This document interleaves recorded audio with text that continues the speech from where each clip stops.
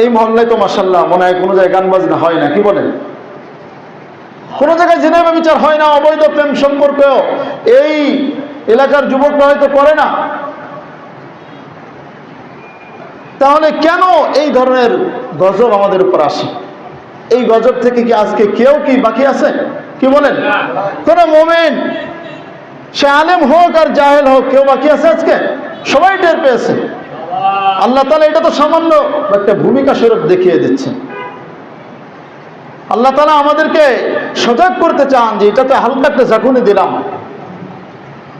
আমরা এই ভূমিকম্প সম্পর্কে জানি, এই তো বেশি দিন আগের না, 2-1 বছর আগেই তো আমরা শুনেছি দুবাইতে কি ধরনের ভূমিকম্প হলো। আরো কয়েক বছর আগে নেপালের মধ্যে কি পরিমাণ ভূমিকম্প হয়ে সবকিছু একদম নস্যাৎ করে দিয়েছে মিনিটের মধ্যে, সেকেন্ডের মধ্যে। আজকে কয় সেকেন্ড হয়েছে? হয়তো সর্বোচ্চ 10 থেকে 15 সেকেন্ড পর্যন্ত হয়তো স্থায়ী ছিল এই ভূমিকম্পটা, কিন্তু মনে হয়েছে যে কিভাবে ঝাঁকুনি শুরু হয়ে গেছে। আল্লাহ তাআলা চাইলে এই মুহূর্তের মধ্যে সব ধসিয়ে দিতে পারেন।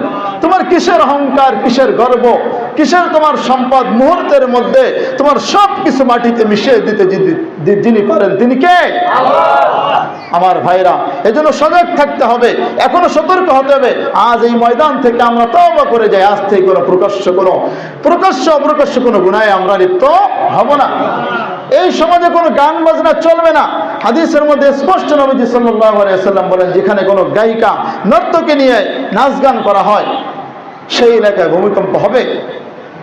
যেখানে আমানতের মালকে মানুষ লুটের মাল মনে করে, আরেকজনের মালকে নিজের মাল মনে করে লুট করে নেয়, যাকাতকে যখন মানুষ জরিমানা মনে করে, তখন তাদের উপরে ভূমিকম্প, এই ভূমিধস তাদের উপর আসবে। নবীজি সাল্লাল্লাহু আলাইহি ওয়াসাল্লামের হাদিস,